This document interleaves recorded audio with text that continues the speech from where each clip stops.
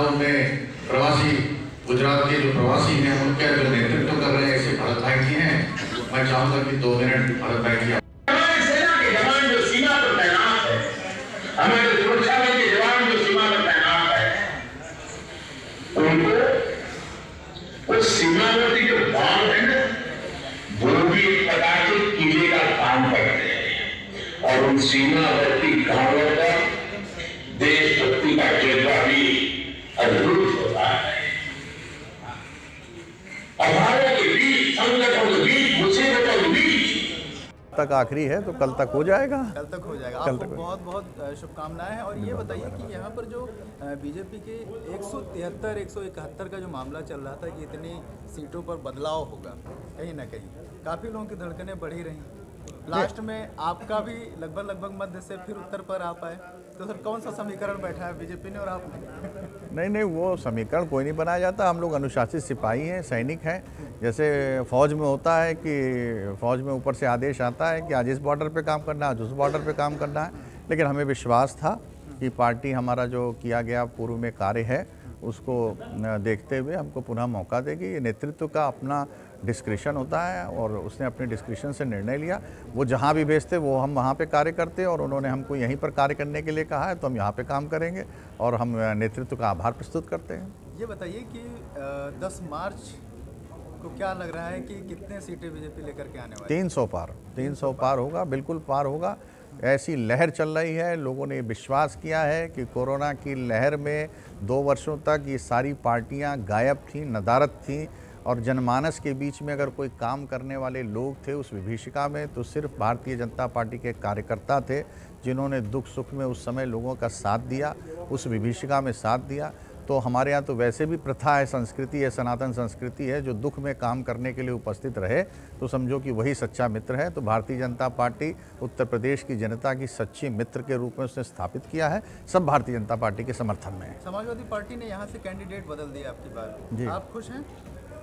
नहीं, हम तो उन्होंने जो कैंडिडेट दिया है हमने सुना है ऐसा कि वो कैंडिडेट पहले आइसा का मेंबर था और पहले नारा भी लगाते थे कि अफजल हम शर्मिंदा हैं, तेरे कातिल जिंदा हैं, मनुवाद हो बर्बाद, ब्राह्मणवाद हो बर्बाद, इस तरीके के नारे उस प्रत्याशी ने शायद लगाए हैं। सब लोगों ने मुझे जानकारी दी है, मुझे जो जानकारी लोगों से प्राप्त हुई उस हिसाब से भी उन्होंने ये जानकारी दी है। जो हमारी सनातन संस्कृति को नष्ट करने वाले लोग हैं, जो आतंकवादियों को ये कहें कि अफजल हम शर्मिंदा हैं, तेरे कातिल जिंदा है, तो मेरा ख्याल उत्तर की जनता ऐसे लोगों को बहुत अच्छा जवाब देना जानती है। जनता से क्या अपील करना चाहेंगे?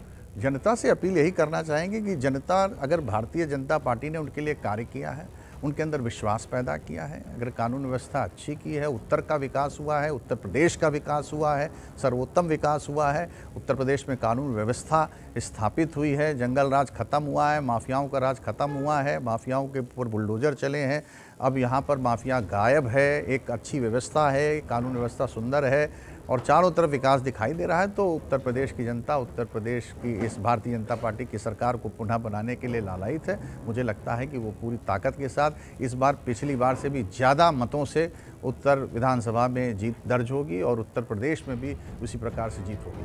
आपको बहुत बहुत शुभकामनाएं। बहुत बहुत धन्यवाद। जैसा कि नीरज वोरा जी पर पार्टी ने पुनः भरोसा जताया, क्या कहना चाहेंगे, किस तरीके से मैदान में अन्य पार्टियों के भी प्रत्याशी उतारे गए? जी जी। तो किस प्रकार का इस बार चुनावी दंगल होगा? इस बार चुनावी दंगल और भी शानदार होगा, जबकि क्योंकि माननीय विधायक डॉक्टर नीरज वोरा जी ने पिछले 5 सालों में इतना काम किया है। अगर दिन देखे जाए तो लगभग 1500-1600 दिन हो रहे हैं। उनमें लगभग विधायक जी ने 1000 से ऊपर सड़कें बनवाई हैं और 100 बेड का हॉस्पिटल के लिए वो प्रस्ताव पूरा पास करा लिया है।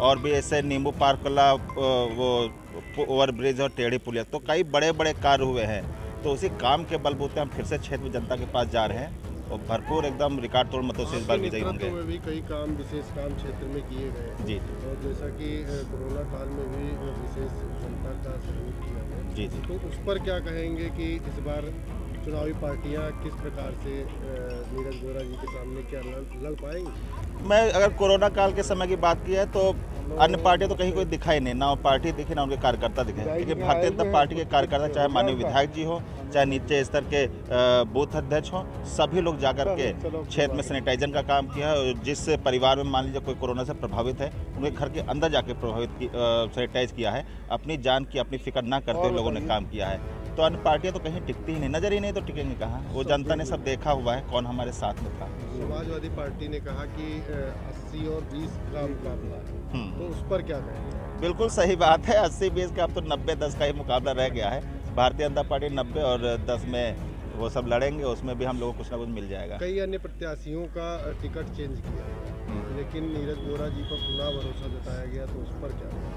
टिकट काफ़ी लोग को नहीं चेंज किया गया है और बहुत कम संख्या रही जिनमें परिवर्तन हुआ है। तो वहाँ पे जनता की जैसी डिमांड रही है, भारतीय जनता पार्टी ने एक जनतंत्र है और वो अब लोगों की भावनाएं, लोगों की उम्मीद, लोगों के विश्वास को ध्यान में रखते हुए काम करती है, उससे अब निर्णय लेती है। तो जो जैसे क्षेत्र के लोगों का विश्वास रहा होगा, उनकी भावना रहेंगी, उसी अनुसार वहाँ पे लोगों को टिकट दिए गए। अभी नीरज वोरा जी से बातचीत हुई तो उन्होंने बताया कि देशवाद और राष्ट्रवाद के जो विरोधी लोग हैं, तो उनको जो है जनता खुद सबक सिखाएगी, और अफजल तुम शर्मिंदा हो तेरे कातिल ये भी कहा गया।